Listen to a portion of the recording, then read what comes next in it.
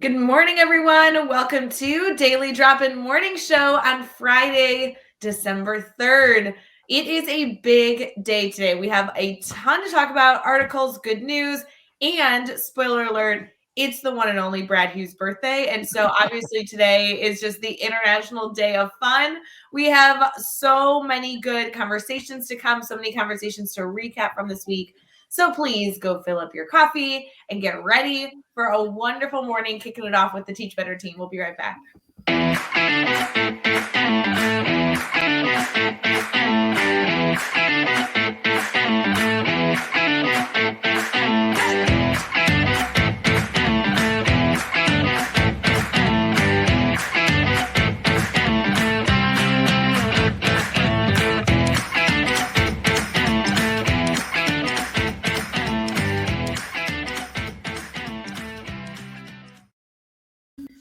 Good morning. Good morning. Thank you for kicking off your morning with the Teach Better team over on Daily Drop-In, or of course, if you're listening to this after the fact, we appreciate that you're here, regardless of what time it is, but we'd love to actually know when and where you're listening. So maybe like direct message us on Twitter or Instagram or Facebook and let us know that you're listening to the podcast.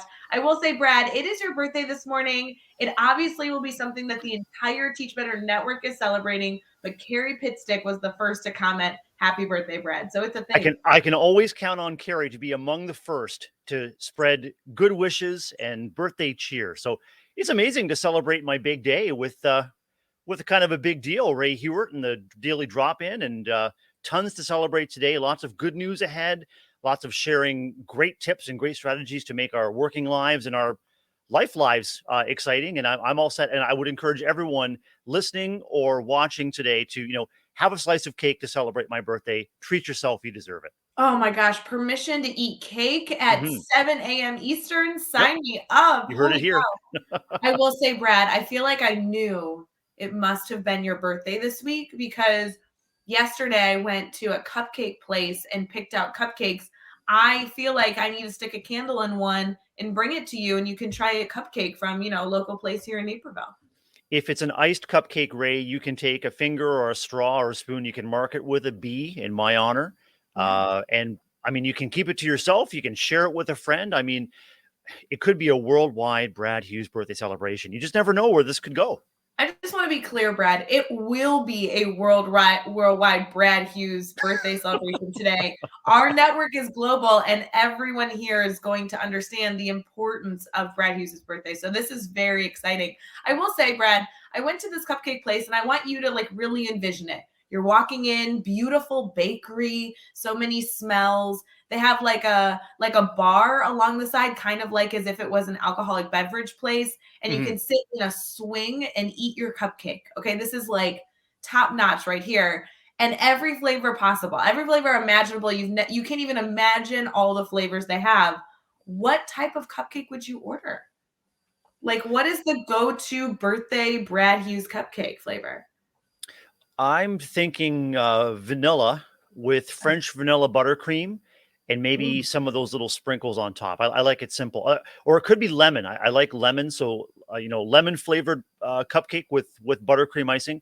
And I'm just thinking about the bliss of, sinking your teeth into a delicious, freshly baked cupcake. And if you're in a swing, like you're literally defying gravity. I don't know, it just seems like a dream to me. Does this place even exist? Are you just making this all up, right? Brad, I know that we have not gotten to meet in person yet, and I have a list of things on my bucket list. I think one of them is that you need to travel to Naperville, Illinois, which I know is probably not on your vacation list, and you need to come sit in a swing. That's what I'm saying. It is now on my vacation list, and I discovered just quite by accident the other day, as I was enjoying a pre-birthday snack of one of my favorite treats, Cracker Jack, that among many other things, Cracker Jack was invented in Chicago, Illinois. And so I'm just ticking things off my list of the amazing things that come from your part of the world, Ray. I think that's just because people hear like little gifts and trinkets. That must be it. That's it. There must be like a glut of molasses there. I mean, they need all that molasses to cover that popcorn, but it's just amazing. I mean, the Chicago Art Institute, the architecture in Chicago, the day life, the nightlife. It's just it is a must visit destination. And now that I know about Naperville and the swing and muffin spot, I gotta go. I'm thrilled that you understand how impactful this can be on everyone's vacation list. So, who knew that on Friday, December 3rd, you not only would be celebrating your birthday, but also adding to your vacation list? I mean, really, this has been a blessing already so far. It's been a real blessing, Ray. When it comes to cupcakes, I better make sure that I get that destination onto my list, and it's just going to be an incredible time for you and I to just relax and take a swing and enjoy some of that delicious cupcake. This is the best morning ever. Shout out to Adam. Adam texted me yesterday that a good news article that we referenced earlier this week was actually a Netflix like movie or documentary. So shout out to Adam, who's always listening to Daily Drop-In, whether it be live with us currently or on the podcast. Adam, I don't know how you always catch it. You have an alarm set or something, but also following up when he saw the special on Netflix of. It was the story, Brad, of those two people that accidentally texted each other and Yeah. now they celebrate Thanksgiving together. It's now on Netflix. Who knew? Incredible. I heard you discussing that on the Daily Drop In this week about these unexpected connections. And that's the great thing about just being aware in your environment of who might need just, that friendly and warm eye contact or a smile or a hi, how are you? Someone you don't even know, like maybe someone in the supermarket line or, someone on your way to and from work or someone in your workspace that you don't know well yet. It's just amazing. These unexpected connections can have very, very rich and very, very powerful long-term impact on everyone's well-being. Yes. Oh, so good. He also says he wants a spice cupcake. Oh, that could be good. I want to, if you're listening live, let us know. I know we've only been live for 7 minutes and it's very, very early. However, I want you to think to like lunchtime. I want you to think to the end of your day. What cupcake will you want for Brad Hughes' birthday? Brad, how are you celebrating? Tell me about your birthday traditions in your family. I'm sure that your family is celebrating alongside you. For sure, Ray. I opened up a card from my mom with a really lovely message. It was like, oh, like it was just a lovely message inside and a couple of little gift cards. One of the gift cards I can treat myself to a coffee drink on the way to or from work. Another gift card was to treat myself to an evening or weekend drink from a little bit of a different place there. So that was great. And family gifts will come later on. We're going to order in tonight. My daughter and son will be around, and my wife and I will have dinner in tonight and just celebrate. Probably throw on a movie or maybe two and just relax, kind of just ease into what will be a great weekend ahead. And it's a Grand Prix weekend this week, Ray.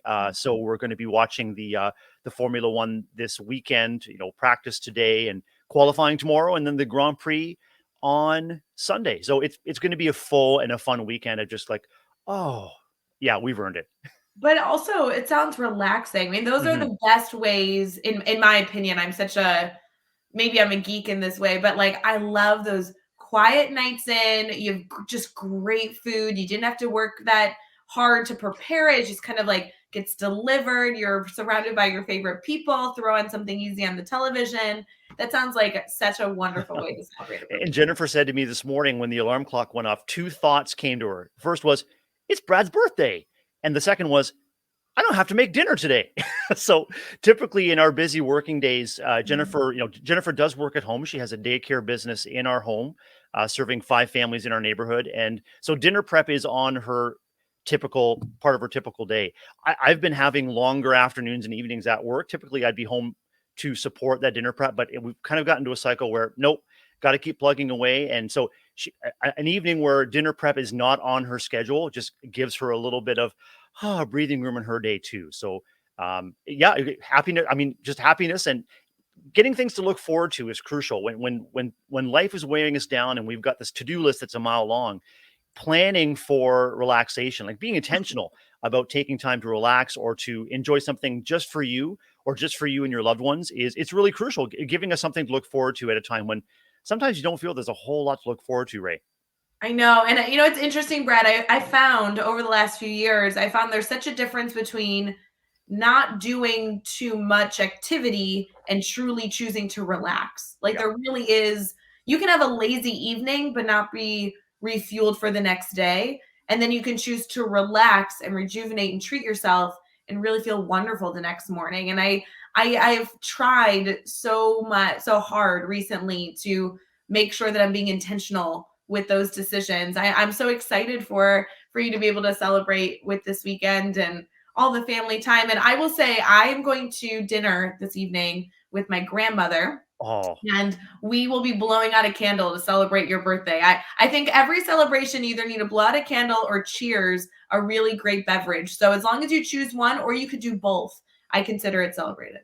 Ray, I noticed that you and family have been lighting candles to celebrate Hanukkah, and I'm curious. I don't know, is there a tradition around how those are extinguished? Are they blown out or are they gently put out at some point? How does that work? Oh, it's a really specific rule. Gosh, it's so funny that you asked that. I was just asked that question yesterday. Yes, you cannot put them out. They have to burn the whole way down. Oh, incredible. So every Jewish family that is celebrating Hanukkah right now, if they're choosing to light candles, will light those candles. And then it's a big commitment, Brad, because you can't really go anywhere. You got to wait for them to totally burn down. The candles I have take about an hour to, from beginning to end or so. So I love having candles lit in the house. It's something that I don't do quite often.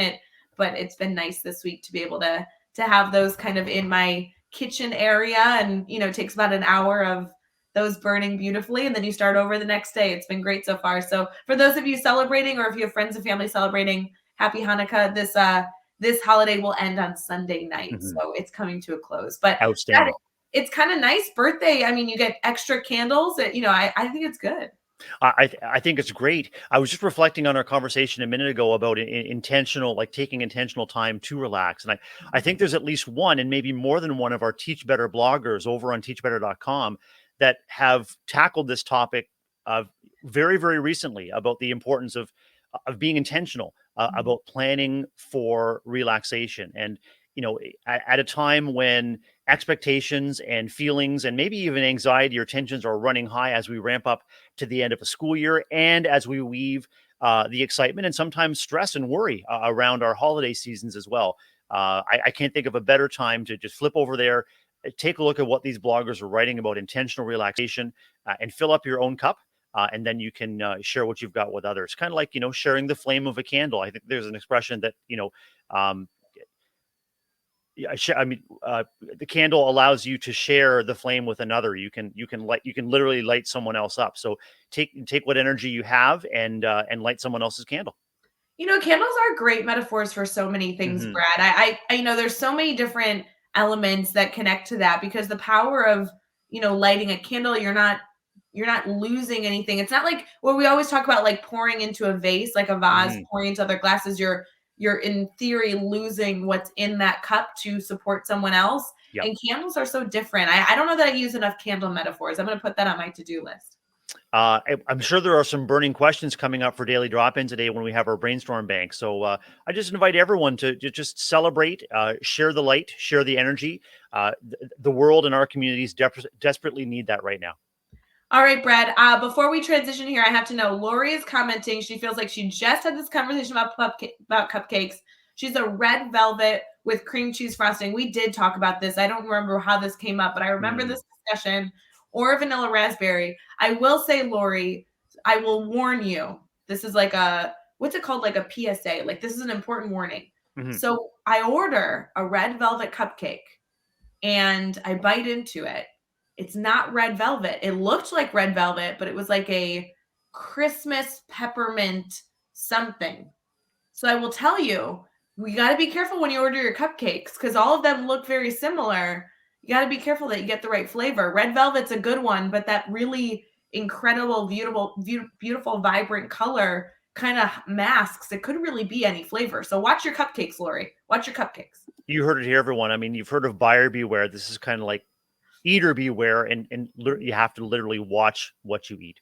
Watch what you eat. All right, we're going to transition here to continuing our celebration, because we have some holidays, we have some articles, and some good news. So we'll be right back.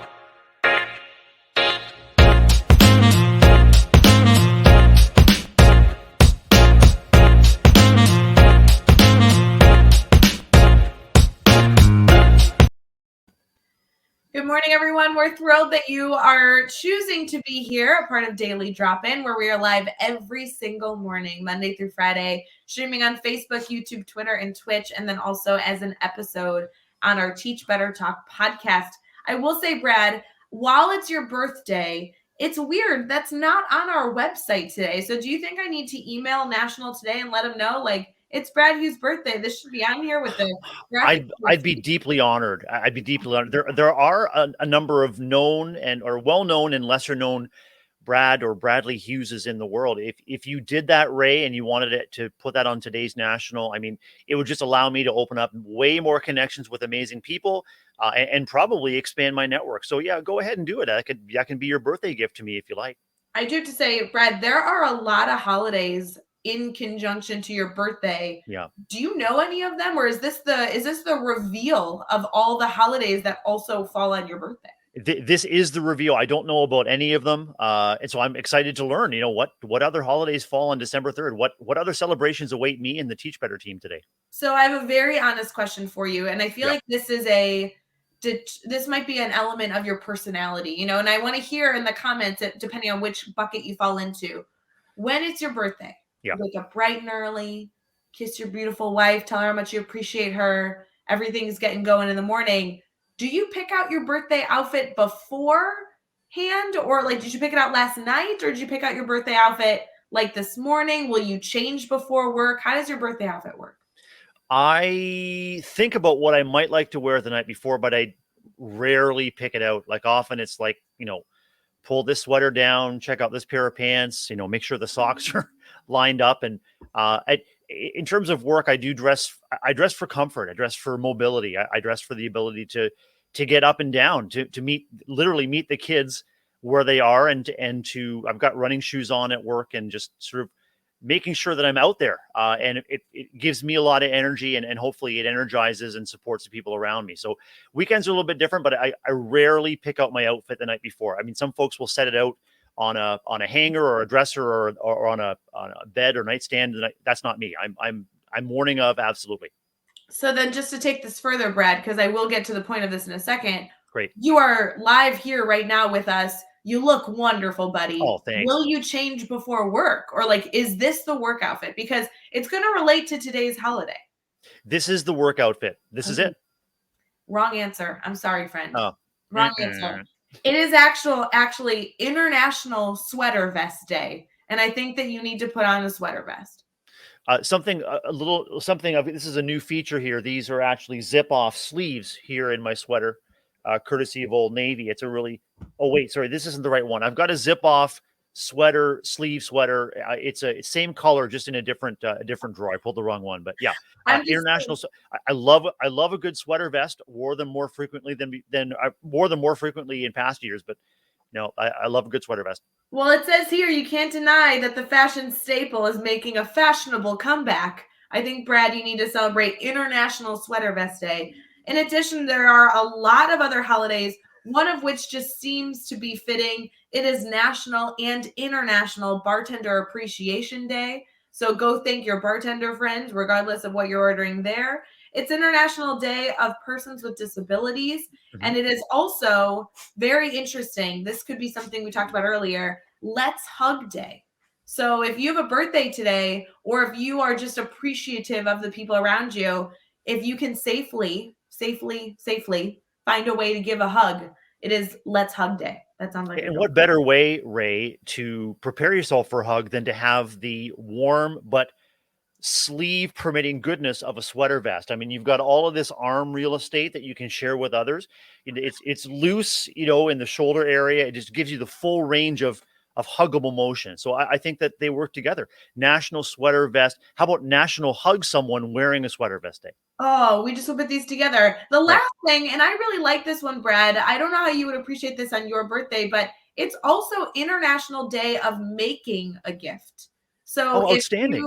So it's like an unofficial holiday, encourages people to create gifts for their loved ones. The picture here is out of leaves and pine cones. I mean, Brad, I'm a really good doodler. I could make you a gift. I would love that. And you're not going to believe this, but our good news story today is actually about making gifts. I kid Okay. you not. I've got it set up right here. It's about making gifts, like amazing synchronicity. I just love it when the universe comes together like this, Ray. I cannot wait to hear the story. I'm going to title this story "As the Crow Flies." It's about crows, corvids making gifts. Are you ready for this? And when you say crows, you mean like the bird? Yeah, the bird. Yeah, the bird. The Okay. large black birds. This story comes to us from goodnewsnetwork.org. After years of helping a crow family, a man was left mind blown over their homemade gifts. Homemade gifts in return, Ray, to back to bird watcher Stuart Dahlquist. Spent years leaving food out for a family of crows, never expected to be given anything in return for the snack. So this 56-year-old avid bird watcher in Seattle was shocked when the birds that he had grown this relationship with began to leave with him several gifts. They left gifts, including, and there's a picture that I'll pop into our chat stream here, including twigs off of a pine tree with aluminum pop tabs threaded through them. And so Stuart remarks on Twitter, "We've been feeding a small family of 4 crows for several years. Last week, 2 days in a row, they left these gifts, pull tabs threaded onto pine twigs." Stuart says, "It isn't only generous, it's creative, it's art." His mind is blown. So that's it. Homemade gifts from crows, maybe to say thanks to Stuart for looking out for a crow family in need. Okay, first off, that is so stinking cool. And just as a note, that's way better than like your cat bringing you a mouse from the outside. I'm just saying, you said Sure crows is. and gifts, and I'm like, oh, what can an animal bring you that you don't want? And that may not be so good. Incredible. There's the link in our chat stream for those who are watching live or are picking up the broadcast later on teachbetter.com or on our Teach Better Facebook group. But art created by crows to thank a bird watcher for helping them out. So cool. I think that is such a beautiful story. That would actually be a really cool story to bring to students because you're now fostering the conversation of relationships. You're fostering the conversation of sharing your appreciation for someone. That's incredible. It kind of almost, Brad, feels like when Alfred and Harvey bring me their really slobbery toy. It's almost the same, but a little different. Our dog Charlie will bring us a toy, but then will want to run away. So it's we call it chase. So the toy comes out and toy. So but it's not tug or fetch, it's chase. Just chase me around and around. Yeah. Such a scamp. So yeah, I mean our animal friends have all kinds of ways of connecting with us. And yeah, I agree. Pine twigs threaded with a little pop tab is a little bit better than sort of a mouse showing up on your doorstep. But all of our animal friends have different ways of showing us that connection. I really hope someday that my big 75-pound obnoxious poodle mutt brings me a beautiful pine cone threaded with coat tabs. I would love to see that really, incredible work done by that goofy puppy I live with. I don't know. And Ray, I know you have an affinity for lovely earrings. And so I could see, if you check out this photo, I think really quite reasonably, these twigs threaded with pop tabs, you could attach one of the hangers and they could be, they could really set off your whole wardrobe. This could be your weekend wardrobe, weekend project.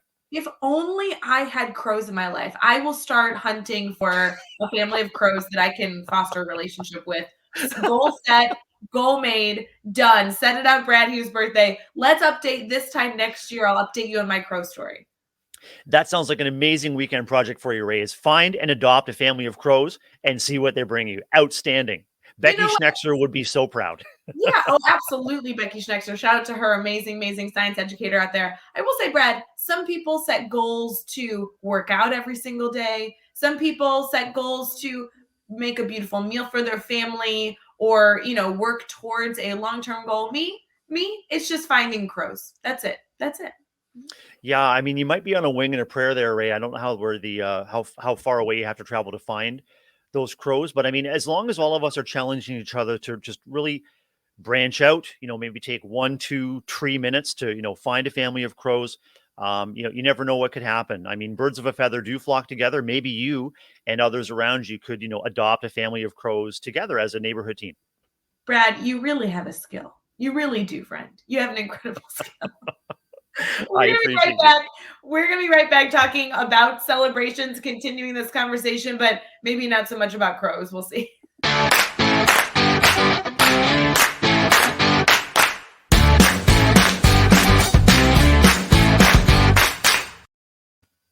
All right, friends, we're in Brainstorm Bank, and I usually have a little shtick here explaining what Brainstorm Bank is, but I have to say, Jillian just commented in the chat over on Facebook, and if there is anybody who could foster a relationship with anyone, it's Jillian. So, like, Jillian would be the person who in the morning fills up her coffee, steps outside, and has like a flock of beautiful parrots that come and greet her. Like, I see this for her.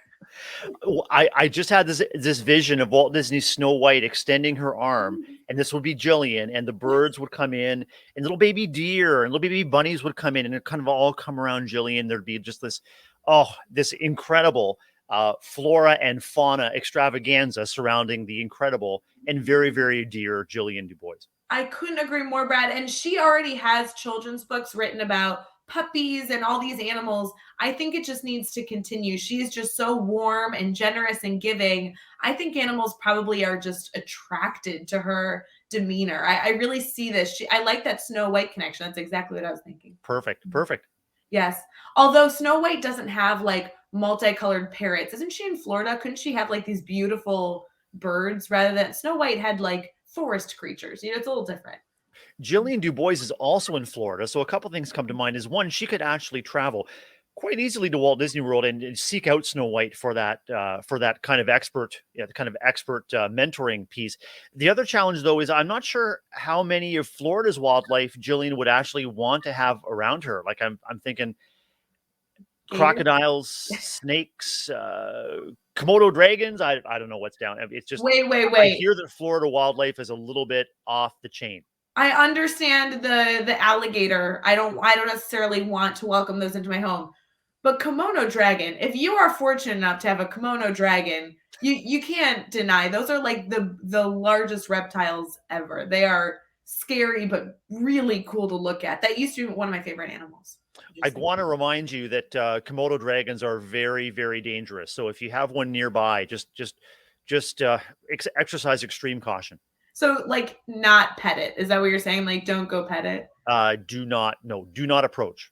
Do not approach. I think actually, I mean, an untapped market that we might want to switch into the Teach Better swag store is warning vests with the Teach Better logo for Komodo dragons. I'm saying do not approach a Komodo dragon on duty. We don't have any swag in the Teach Better swag store that is like a warning label. That would be a totally fun collection to make of like, warning, like, excellent teaching happening here, or warning, I'm a part of the Teach Better crew. Like, this could be funny, especially if we get some inside jokes going. I love the Teach Better swag that has those inside jokes references are funny. Me too. And another untapped line might be some pet wear. We've been talking about pets and from, lizards to puppies and maybe some, some pet products, some branded collars or some branded pet vests, maybe a branded sleeveless sweater vest for your pet for today, December 3rd might be the way to go. Oh, and I like Joe's idea here, warning Buckeye fan. Yeah, we do make a joke about Ohio and Michigan all the time. I mean, truly, there are enough inside jokes between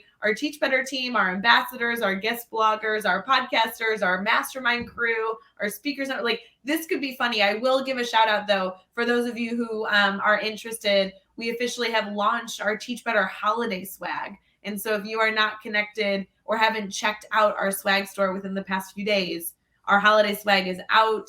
There are a lot of different great ones in there. Shout out to Joshua Stamper, who makes all that happen on the Teach Better team. So outstanding. I'll check it out later. Yeah, that'd be so good. Brad, this week was all about celebrating. And while I love celebrating your birthday, I'm so happy that this landed on today. That wasn't necessarily our goal. And when we were talking about this theme, it was discussing celebrations to end the calendar year strong with our students. And the theory was if we talked about it now, you have like 2 to 3 weeks to prepare, maybe get some logistics managed. and really ensure that before your students may go on a winter break and come back in the year of 2022, you've kind of set up the celebration, the culture, the excitement for the continued learning. What were your thoughts on that theme this week? What reminds me about how we opened our conversation today, Ray, about being intentional. I mean, countless teachers are doing incredible work, and they begin with the end in mind. They craft learning cycles where there's an exciting entry to learning that hooks the kids' interest. There are exciting and immersive opportunities for kids to be active in their learning, to have voice and choice throughout. And they're also planning for how those learning cycles end up. Maybe it's a product, maybe it's a celebration, maybe it's a demonstration, maybe it's a collaborative demonstration of learning. So those end results can actually be shaped into celebrations all on their own without having to plan what I sort of call a three-ring circus or a birthday party kind of thing at the end. But, strong beginnings, strong endings, make sure that those experiences for our students and for ourselves are locked in memory. Emotion is key to locking that in. And you want to start strong, you want to end strong, and plan to celebrate. And not just at the end, like celebrate all the way along. And that's what I heard from our guests this week too, is, take every opportunity you can to recognize awesomeness as you see it, name it, put it out in the universe, and then build on it. And while there was a number of different guests this week, especially on Tuesday, Mike Zeman was so wonderful at giving us some actual activities that we could literally go do and plan for our schools. A lot of the discussion this week on celebrations did focus on like the concepts of being reflective, being in community. Yes, there was a lot of activities, there were a lot of to-dos that people can go and do, but they all kind of fostered this concept around like building community, fostering relationships, being collaborative in that continuous celebration, which I really appreciated. I did too. And what really struck me in listening to the conversations and also reflecting on celebrations in my own school community is the opportunity to come together to actually use those as opportunities to build even stronger communities. And so communities, say within a classroom, so you're connecting your classroom with maybe special rituals or special things that just happened in room 17. That is important in terms of identity, honoring what is special about the adults and the kids in any given space. And second, celebrating what is special about that space out into the wider school community. And so a celebration could include not only an expression of learning, an expression of appreciation, expression of personality of any given classroom or space, but also sharing that learning or sharing that identity back out to the school community and maybe out to the community at large through things like social media. Just, who are we? What do we stand for? What's important to us? And how do we celebrate the great things happening? All part of that ongoing cycle of communication within a classroom, school, and community. It's interesting, Brad. I know we touch on this frequently, but just thinking through, we talk about the grid method a lot. Obviously, that's something very close to the Teach Better family. The Teach Further model is also something that we train on quite frequently. And that model specifically really has to do with this like give and take of sharing information between classrooms and community members. And the Teach Further model focuses a lot on content, but in your reflection there really is a lot of dialogue around how do we have our students share outwardly, right? We can celebrate in our classrooms, but how do we foster that continued conversation? And some of it, one of the units that I used to do in my own classroom that I like to share as an example for teachers is we used to make placemats that taught our families, taught our communities about the skills that we were learning, which is, so fun. So the students would not only take those placemats home and use those placemats at the dinner table with their own family, but then we'd also send those placemats to a local restaurant and share that with the wider community. That concept of almost like teaching our families, teaching our communities to be a part of the classroom celebration is really fun. I like that concept. Yeah, incredible. I think, sorry, Ray, educators have been aware of the power of motivating kids to prepare to demonstrate their learning to authentic audiences, especially when the authentic audience can provide feedback for growth. And so if it has to do with learning skills around food management or cash, anything to do with the business world, if you have a business who can provide feedback to your class they're preparing their work for an authentic audience. And the great thing about social media and about our connected world is those audiences are pretty much everywhere, and not just in your neighborhood, like anywhere in the world. And so it reminds me a long time ago when I was teaching, and the world of the world of the internet and email was still quite new. This was just after dinosaurs like Komodo dragons roamed the earth. So the earth cooled, and there was dinosaurs and then an asteroid. And shortly after that, there was the experience that I'm talking about, just to set the scene here. But we had a program called ePals where we could connect with partner classes around the world. There wasn't even a lot of email. Like the ePals were just, hey, how are you doing? How do we meet each other? So ePals was like a warehouse, a landing point to make these connections. But as a French teacher, we partnered with a number of classes, both in Quebec, Canada, and in different French-speaking parts of Europe, France, Belgium, and Switzerland. And so those were the authentic audiences in the language learning context where kids were practicing their language skills. And at that time, it was, even sharing videos was very, very new. We actually had to burn videos to a DVD and send them. Remember DVDs, Ray? Yeah. I do remember DVDs. Silver discs. Yeah. Oh, yeah. Oh, yeah. But I can tell you these authentic audiences were so important to our kids. And the celebration that comes to mind for me was receiving a DVD back from our partner class in France, and they showed a video of the classroom. And as the camera panned, the kids saw their autobiography work in French on the classroom wall. And it was like mind blown. My work, my product of my learning is on a wall in a classroom in France, enhancing this classroom. And it was like, it was just absolutely a goosebump moment for me as a teacher, and for all of the kids. So authentic audiences seeking feedback, and you can weave that into the celebration for sure. Oh, I love that focus. What a great addition to this conversation as we kind of wrap up this week's dialogue around celebration is kind of that last caveat of don't keep it to yourself. Celebrating is one of my favorite parts of celebrating is celebrating with others. We joke about that all the time when we talk about our goofy holidays every day, right? We don't all celebrate all the holidays we talk about, but it's so fun to celebrate or be in community with those that are celebrating. And that's just such a beautiful part of the concept of celebration. I love this idea of within your classroom, within your school community, you can continue to foster more celebrating outside of that four walls as well. So neat. I love that story, Brad. That's so powerful. Ray, it reminds me too, as we approach the holiday season, that there often may be a lot of pressure we put on ourselves, or that we feel the community's putting on us as educators to have a big deal celebration as we approach the end of the school year. And those are important, but they're also energy intensive, and they can also be very stressful. As educators, we know there's a constant tension between raising the energy and also sort of losing control of the focus. Our purpose is for connection and for learning, and depending on your kids' needs and depending on your own energy level, it can be so draining. So what is really hopeful though is all of our Teach Better educators and all of our listeners and viewers also know the power of continual celebration. So celebration isn't necessarily an event, a one-time thing. It's a mindset. Reminds me of something I hear and model thanks to our friend Jeff Gargas. And Jeff always leads and ends with, I appreciate you. Those are three important words to make part of your everyday vocabulary. I appreciate you. Appreciation is a part of celebration, and it can happen anytime, any day, anytime someone lightens your load, lightens your day, brightens your day. When you notice great things happening, you can celebrate it in the moment. It doesn't have to be a big deal. Ticker tape doesn't have to fall down from the ceiling. Balloons don't have to pop. You just have to say, hey, I love that. I appreciate that. You made my day better. You made our community better. Thanks for being you. So good. Speaking of Jeff Gargas, he was live with us on Monday. We'll be right back as we recap the week.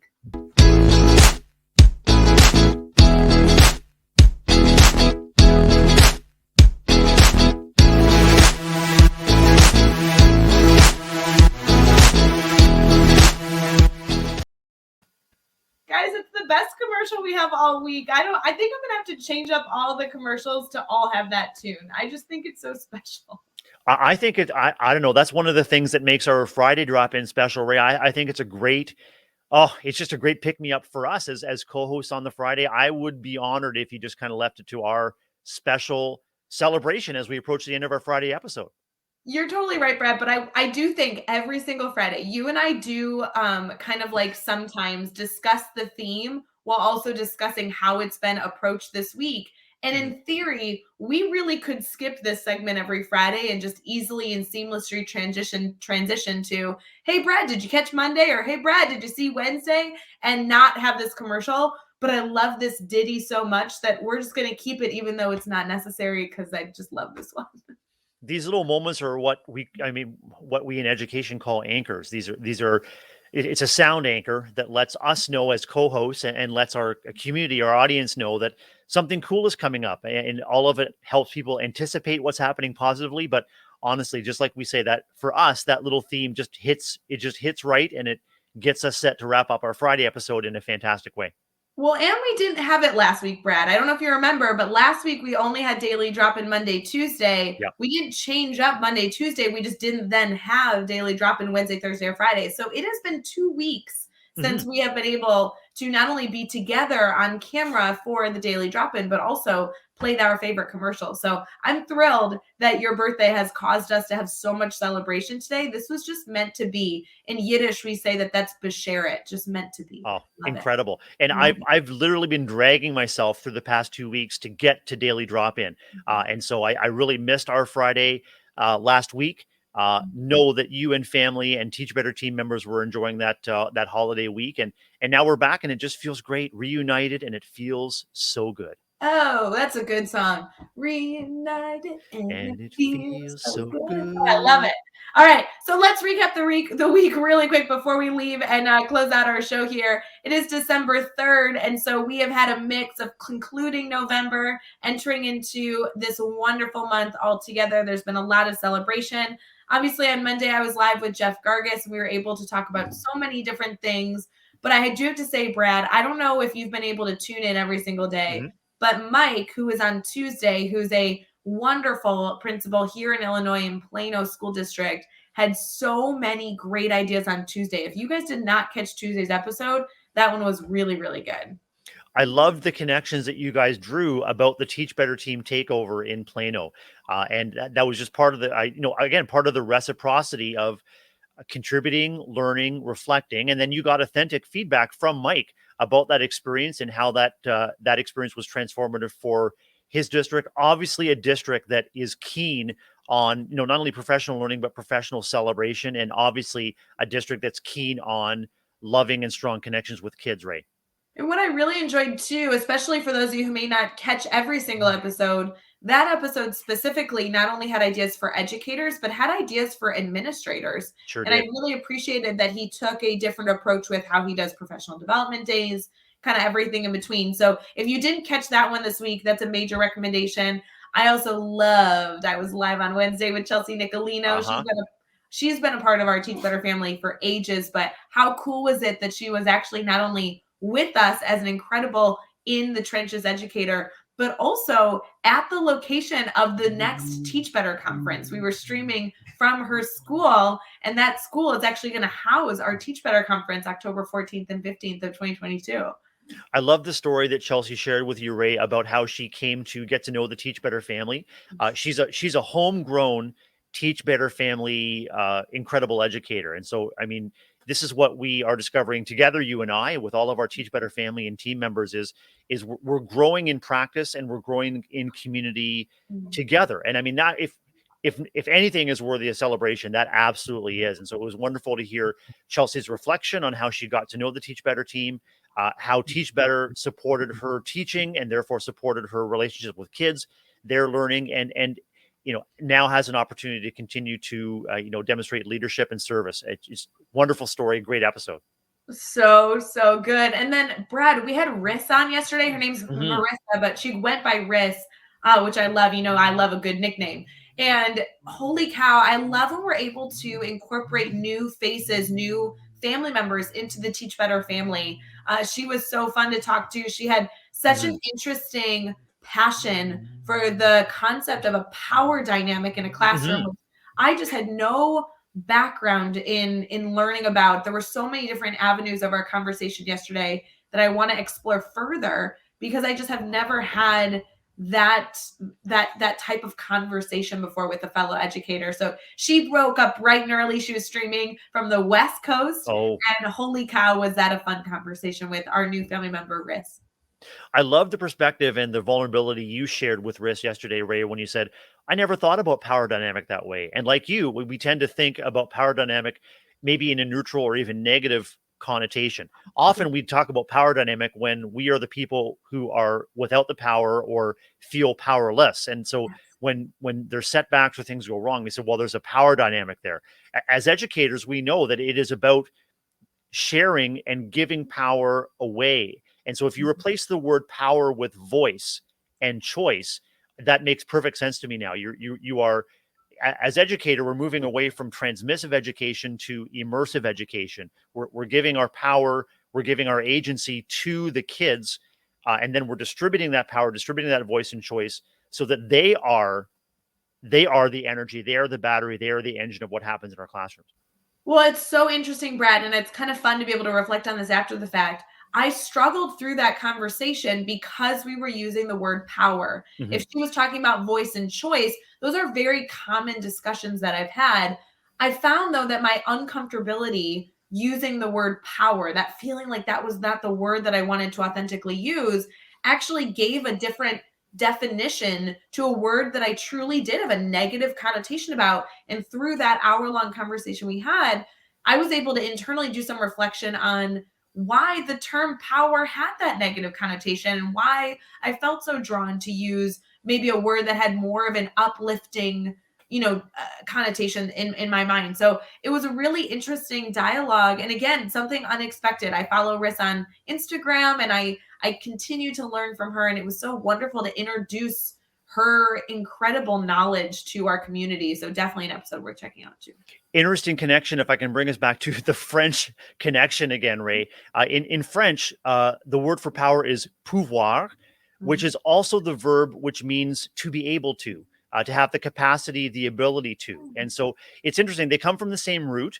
And you're right. It's all in how you manage and anticipate and I guess embody that word in language. But at its heart, at least in French, it means to have the capacity to do something. And so I think of power equating to energy as well. I mean, energy makes our lives and our world go around in terms of technology and electronics but also the energy in the room. It's something that is palpable. It's something that's living and it's something that is always moving. And so often when we think about the word power, we may think of who has it and who doesn't, who is exercising it and who is trying to gain it. But if we go back to pouvoir, the power, the capacity to be and to do, that rings true for me, Ray, in terms of what we have and what we have to share. We have the capacity to share with others so that they can be even better, even powerful, even more effective agents of change and learning in our classrooms. Pouvoir.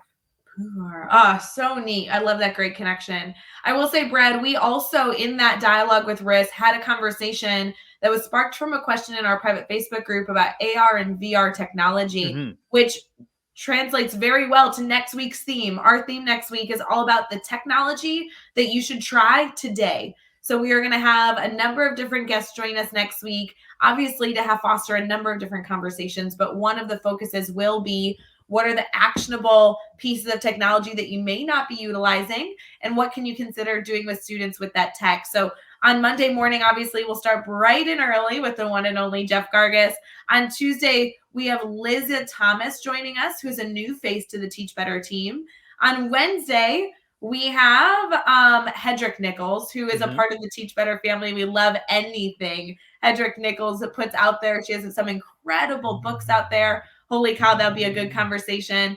Michael Lubefeld is joining us on Thursday. And then obviously, Brad, you and I kicking off Friday together, the 10th of December. So we're going to have a full week of information.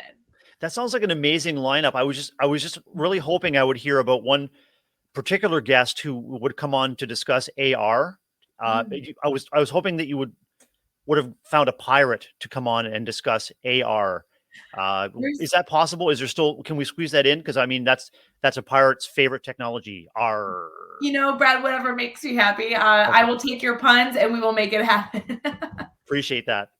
So fun. For all of you that are joining us on this beautiful Friday, December 3rd morning, we appreciate you. We cannot wait to continue to not only celebrate the conclusion of the week with you, but wish you a wonderful weekend as you take the final sips of your coffee and enjoy the day. Brad, thanks so much for coming live with me on your birthday. I know it's just as easy. You could have said, oh, it's my birthday, I'm going to take the day off and sleep in and spend the morning with family. But I appreciate that you could spend the morning with our Teach Better family this morning. It is truly, it is a gift to share this time and space with you each week, Ray. So I couldn't think of a better way to kick off a great day and a great week ahead and a great day of celebration for my birthday today. So this was your gift to me, is the opportunity to connect with you on screen and share out great ideas and have great conversations. So yeah, I wouldn't have missed it.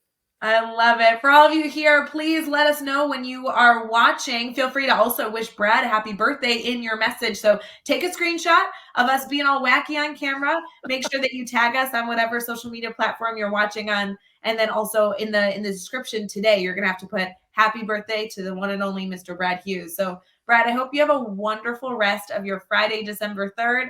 Everybody else, we hope you have the best Friday celebrating all the holidays today. And we will see you back here Monday morning, bright and early, with Jeff Gargas on Daily Drop-In. See you later, friends.